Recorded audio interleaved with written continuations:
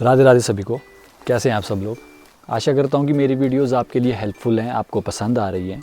और अगर पसंद आ रही हैं तो प्लीज़ इन वीडियोस को पूरा देखिए, मेरी वीडियो स्किप मत कीजिए, क्योंकि मैं कोई वल्गर कंटेंट नहीं बना रहा हूं। मैं एक नॉलेज से भरा हुआ कंटेंट बना रहा हूं, अवेयरनेस से भरा हुआ कंटेंट बना रहा हूं, जो सुनने को बुरा लग सकता है, जिसके बारे में आप सुनना पसंद नहीं करेंगे, लेकिन ये सच्चाई है।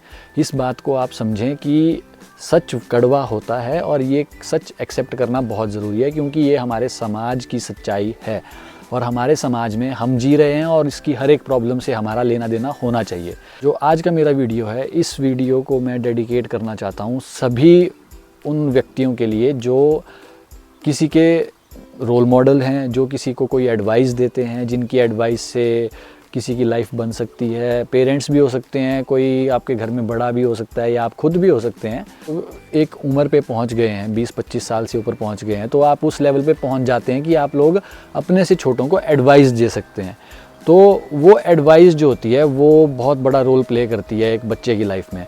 तो इसका वही टॉपिक है, by stop misguiding our kids and youth. जो भी बच्चा भटका है तो कहीं ना कहीं वो मिसगाइड हुआ है, उसे मिसगाइड किया गया है, या तो वो मिसगाइड अपने पेरेंट्स की तरफ से हुआ है, या तो मिसगाइड अपने भाई की तरफ से हुआ है, या अपने किसी रिश्तेदार की तरफ से हुआ है, या अपने किसी दोस्त की तरफ से हुआ है, लेकिन मिसगाइड हुआ है। तो दोस्त से मिसगाइड होने से उसे कैसे बचाना है, ये तो मैंने आपको अपनी वीडियोज़ में पहले बता दिया। बड़े हैं, क्या अपने छोटों को हम उन्हें प्रॉपर गाइडेंस दे पा रहे हैं? कहीं हम ही तो नहीं है जो कहीं किसी न किसी रीज़न से किसी न किसी तरह उन्हें मिसगाइड कर रहे हैं?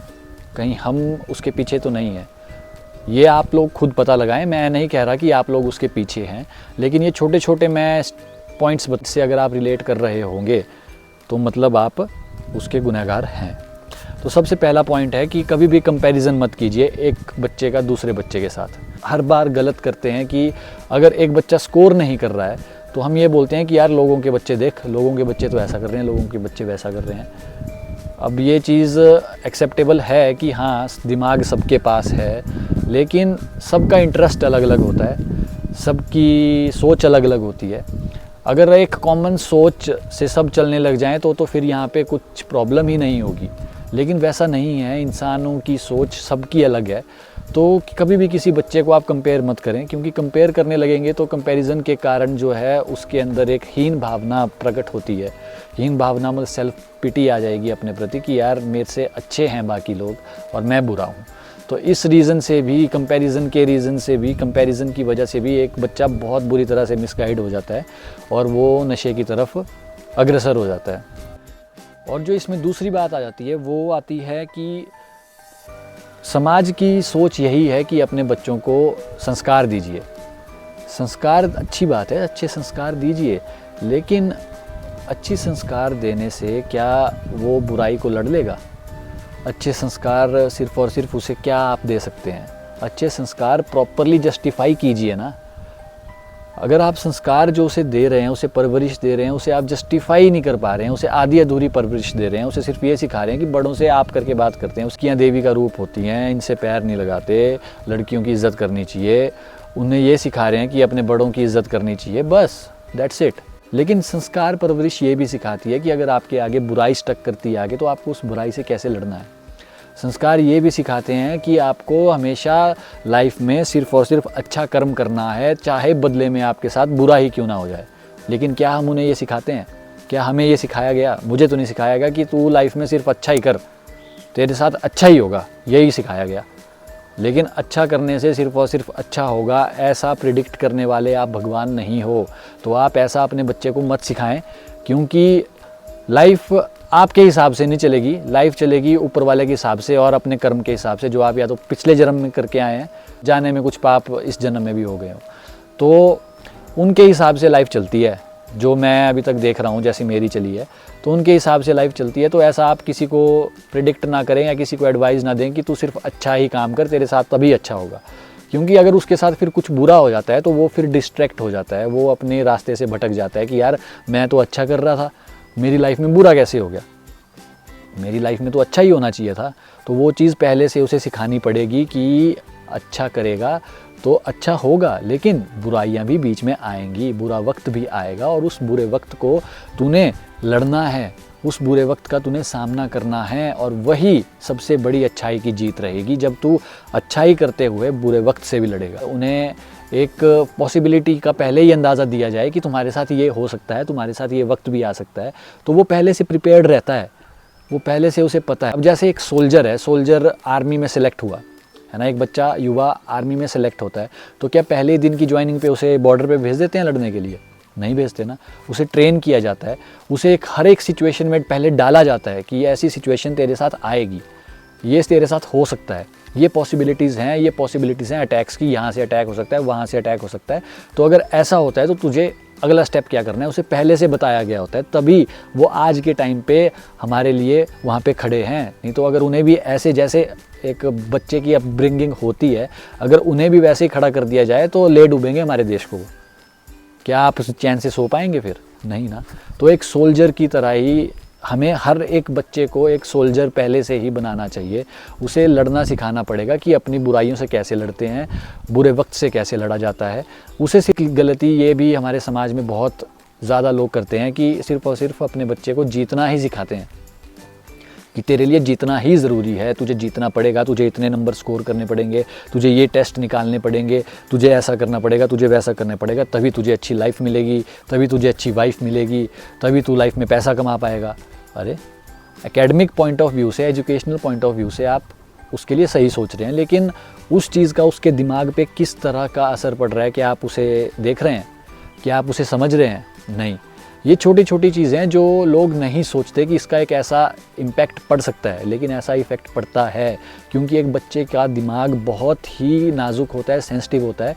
वो अगर आपने उसे बोल दिया कि जीतना ज़रूरी है, तो वो उसके दिमाग में इतना स्टक कर जाएगा कि जीतना ज़रूरी है, और जब वो हार जाएगा ना, जब वो हार जाएगा तो वो उस चीज़ को फेस ही नहीं कर पाएगा, क्योंकि उसे सिखाया ही नहीं गया कि अगर हार जाओगे तो क्या करना है। वो तो आउट ऑफ सिलेबस हो गया ना एकदम से। तो मुझे बताया ही नहीं है कि आखिर अगर मैं हार गया, मुझे तो जीतना ही सिखाया गया है कि जीतेगा तो पैसा मिलेगा, जीतेगा तो वाइफ मिलेगी, जीतेगा तो अच्छी लाइफ मिलेगी, लेकिन अब तो मैं हार गया, अब क्या मिलेगा? क्या ये सिखाया है आपने? अगर नहीं सिखाया है तो अगर वो नशे की तरफ गया है तो उसके कहीं ना कहीं आप भी रीज़न हो, क्योंकि कोई ना कोई बच्चा लाइफ में हारता ही है। जीत पॉसिबल नहीं है हर टाइम, हार होनी ही होनी है। कि वो हार किसी की लव लाइफ में होगी, वो हार किसी की फ्रेंडशिप में होगी, वो हार किसी की पेरेंट्स के साथ अंडरस्टैंडिंग बनाने में होगी, वो हार किसी की किसी गेम में होगी, वो हार किसी की किसी एग्ज़ाम में होगी। हार अलग अलग तरह की है ना, लेकिन वो हार जो है वो उसके दिमाग में इतनी बुरी तरह से असर करती है कि वो नशे की तरफ अग्रसर हो जाता है, अट्रैक्ट हो जाता है, क्योंकि उस टाइम पे उसे ये चीज़ आपने सिखाई नहीं। और आसपास का उसका जैसा माहौल होगा, अगर उसके आसपास के लोग, दोस्त जो होंगे वो अच्छे होंगे, तब तो वो बच जाएगा। अगर उसके आसपास के लोग होंगे नशा करने वाले या वैसे लोग जिन्होंने ट्राई किया होगा, तो वो उनके साथ शेयर करेगा और वो नशे में पड़ जाएगा। वो तो यही सजेस्ट करेंगे ना कि यार शराब के 2 पैग मार ले, चिट्टे की 2 लाइनें लगा ले, ठीक हो जाएगा, सुन पड़ जाएगा, कुछ याद नहीं रहेगा, वो वैसा कर लेगा। तो ये मिसगाइडिंग कहाँ से हो रही है? ये शुरुआत उसकी घर से ही हो रही है।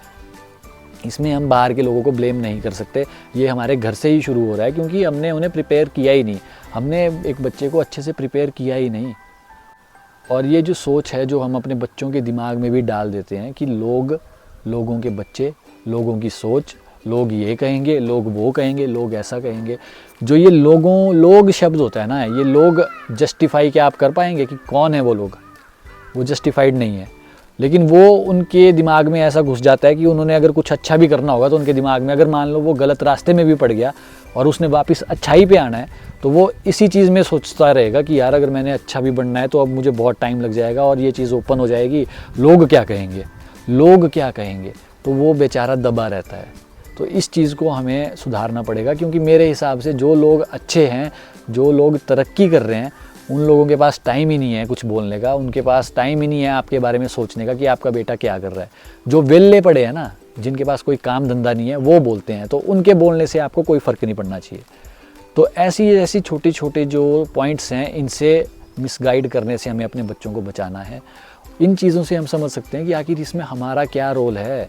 अगर कोई बच्चा नशे में पड़ रहा है तो उसमें हमारी भी क्या गलती है, वो चीज़ समझना भी बहुत ज़रूरी है। ये तो उसका कर्म हो गया या उसकी गलती होगी कि वो नशे में पड़ा, लेकिन क्या हमने उसे सिखाया कि अगर ऐसा कुछ उसकी लाइफ में आए तो उसे लड़ना कैसे है? हम उसे सिखाने में फेल हो गए। तो ये फेलियर उसका तो है ही, साथ में हमारा भी है। तो ये म्यूचुअल फेलियर है, हमारा एक कॉमन फेलियर है इस सोसाइटी का। हर एक व्यक्ति का फेलियर है ये, हर एक भाई का फेलियर है, हर एक रिश्तेदार का फेलियर है, हर एक दोस्त का फेलियर है। तो इसलिए मेरा मानना यही है कि इन सब बातों को ध्यान में रखा जाए। अपने बेटे को एक वॉरियर, एक योद्धा बनाने की कोशिश करें, ताकि वो हर अच्छाई, हर अच्छे वक्त से हर बुरे वक्त को समान तरीके से देखे, अच्छाई को भी अच्छे से पॉजिटिव तरीके से डील करे और बुराई को भी एक पॉजिटिव तरीके से डील करे। तो ये तभी संभव हो पाएगा अगर उसकी अपब्रिंगिंग ही वैसी हुई होगी, अगर उसे वैसे ही परवरिश दी जाएगी, तभी वो उस चीज़ को कर पाएगा। अगर किसी को भी मेरी बात का कुछ बुरा लगा हो तो मैं माफ़ी चाहता हूँ, लेकिन मैंने अपनी तरफ से एक सच कहने की कोशिश की है, जो शायद कुछ हद तक या काफ़ी, कि मेरे हिसाब से तो काफ़ी हद तक सच ही है। बाकी अगर आप इससे रिलेट कर सकते हैं तो मतलब ये सच ही होगा।